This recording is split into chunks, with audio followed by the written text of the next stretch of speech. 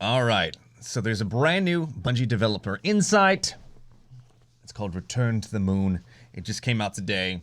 Let's give this thing a watch, shall we?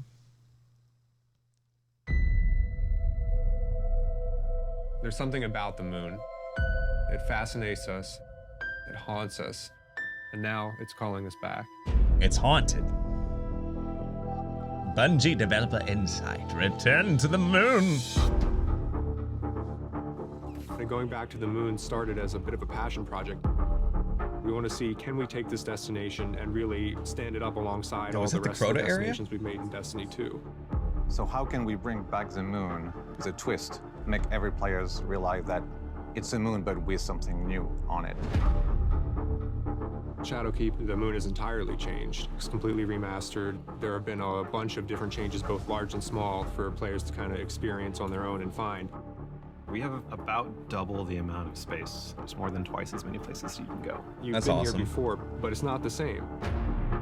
Main thing that drove us was the idea of what if there was a hive castle right on the surface.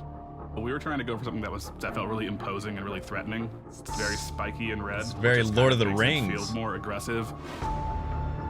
This is the fallen catch from Destiny 1, and it's actually kind of resting on the surface of the moon. Oh, that's so and the cool. Fallen are basically making a new base using pieces of the catch.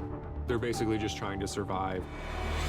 That is so cool. There's a bunch of new lost sectors in the destination. This is one of the spaces in Destiny 1. You couldn't really go inside of it, but in Destiny 2, we kind of let you get deeper into these structures on the moon. It's meant to feel like you don't really know what you're going to find. You're not really sure how to traverse this land.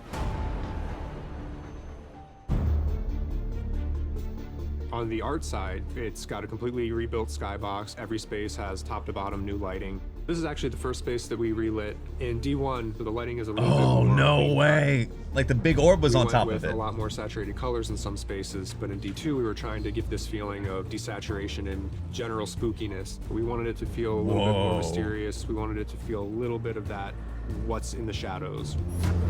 That is awesome. I love like the new red like hive. We're definitely respecting a lot of the secrets that started in D1, and we're exposing those and digging into them a lot more. We open up the game with a cinematic, taking us back into the moon. Showing work in progress stuff? That knows the moon better than anybody else. Eris is, in a way, the catalyst. She's the one that woke up the beast. Imagine that we're gonna have like a layer of that, dust and a little bit more of that rockiness on there, so when she does reach out to it, it'll wake up. Reacts to it when she touches it. Exactly. We actually just caught that moment for the first time with a lighting test. That's so crazy that they're showing this stuff. Something under the surface of the moon, that hidden darkness.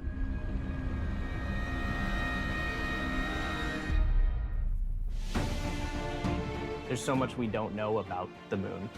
I think a lot of this release is about mystery. One of the things we really liked about the moon in Destiny 1 was that it brought in this element of spacefaring and the height of humanity, right? The height of where we landed as humans before the collapse. So there's a lot of stories that we're telling about the history of humanity here. The people that built the that's a Jotun bike. all these structures on the moon. Like, what happened to them? Where did they go? We have a liftoff. Liftoff on Apollo 11. One small step for man. Landing on the moon in real life was a gargantuan achievement for humankind. We're coming up on the anniversary of that accomplishment. We want to pay respect and kind of like homage to that, that moment in human history.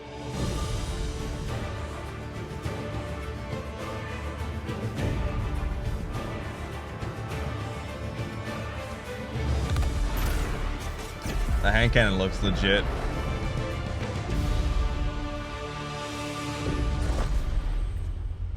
Well, Bungie, you're doing it again. God damn.